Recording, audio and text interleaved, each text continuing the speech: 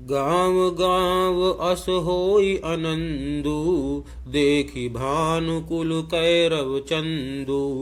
जे कछु समाचार सुनि पावहीं, ते नृपरानि दोषु लगावहीं।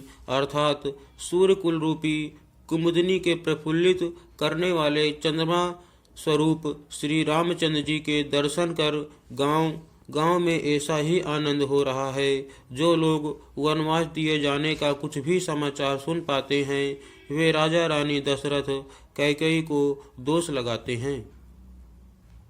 कहीं एक अति भल नर नाहु, दीन हमहि जोई लोचन लाहू। कहीं परस पर लोग लोगाई, बातें सरल स्नेह सुहाई। अर्थात कोई एक कहते हैं कि राजा बहुत ही अच्छे हैं, जिन्होंने हमें अपने नेत्रों का लाभ दिया। स्त्री पुरुष सभी आपस में सीधी स्नेह भरी सुंदर बातें कह रहे हैं।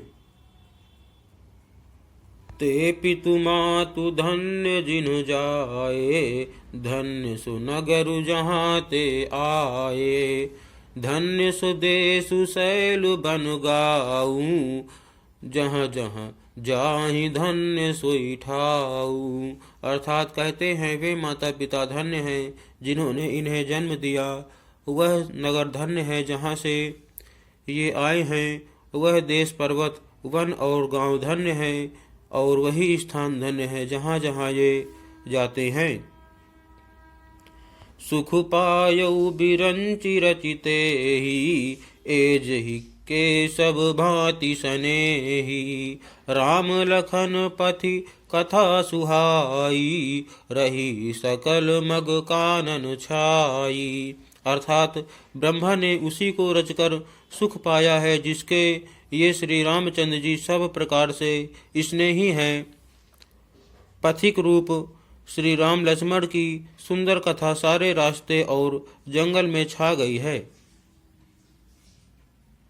यही विधि रघुकुल कमल रवि, मग लोगन सुख देत।